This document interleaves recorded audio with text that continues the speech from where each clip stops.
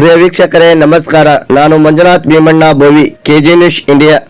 ಉತ್ತರ ಕನ್ನಡ ಜಿಲ್ಲೆಯ ಮುನಗೋಡು ತಾಲೂಕಿನಲ್ಲಿ ಕಾಂಗ್ರೆಸ್ ಪರ ಅಭಿವೃದ್ಧಿಗಾಗಿ ಕರ್ನಾಟಕದ ಸನ್ಮಾನ್ಯ ಮುಖ್ಯಮಂತ್ರಿಗಳಾದ ಸಿದ್ದರಾಮಯ್ಯ ಕ್ರೀಡಾಂಗಣ ವೇದಿಕೆಯಲ್ಲಿ ಜ್ಯೋತಿ ಬೆಳಗುವ ಮೂಲಕ ಲೋಕಸಭಾ ಚುನಾವಣೆ ಅಭ್ಯರ್ಥಿಯಾದ ಅಂಜಲಿ ನಿಂಬಾಳ್ಕರ್ ಅವರನ್ನು ಕಾಂಗ್ರೆಸ್ ವತಿಯಿಂದ ನಿಲ್ಲಿಸಿದ್ದೇವೆ.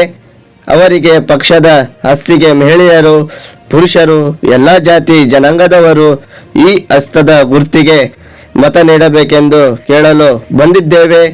ನೀವು ಹಸ್ತಕ್ಕೆ ಮತ ನೀಡಬೇಕೆಂದು 5 ಗ್ಯಾರಂಟಿ ನುಡಿದಂತೆ ನಡೆದಿದ್ದೇವೆ. ಮಹಿಳೆಯರಿಗೆ 2,000 ರೂಪಾಯಿ ಪ್ರತಿ ತಿಂಗಳು ಕೊಟ್ಟಿದ್ದೇವೆ. ನಮ್ಮ ಪಕ್ಷದ ಕೇಂದ್ರದಲ್ಲಿ ಆಯ್ಕೆಯಾಗಿ ಬಂದರೆ ಕುಟುಂಬಕ್ಕೆ 1 ವರ್ಷಕ್ಕೆ 1 ಲಕ್ಷ ಕೊಡುತ್ತೇವೆ.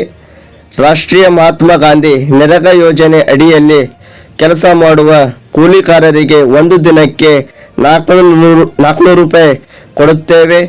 ಉಪಮುಖ್ಯಮಂತ್ರಿಗಳಾದ ಡಿ.ಕೆ. ಶಿವಕುಮಾರ್ ಅವರು ಮಾತನಾಡುವಾಗ ಶಿವರಾಮ್ ಹೆಬ್ಬಾರ್ ಅವರ ಮಗ ವಿವೇಕ್ ಹೆಬ್ಬಾರ್ ಕಾಂಗ್ರೆಸ್ ಪಕ್ಷಕ್ಕೆ ಸೇರಿದ್ದಾರೆ ಅನ್ನುವಾಗಲೇ ಜನರು ಸಿಳ್ಳೆ ಚಪ್ಪಾಳೆ ಕೇಕೆ ಜೋರಾಗಿತ್ತು.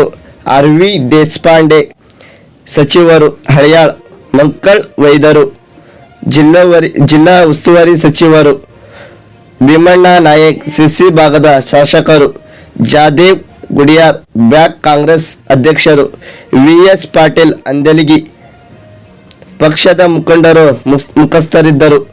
ವರದಿ Manjunath Bhimanna Bovi, KG news India, ಮುನಗೋಡು.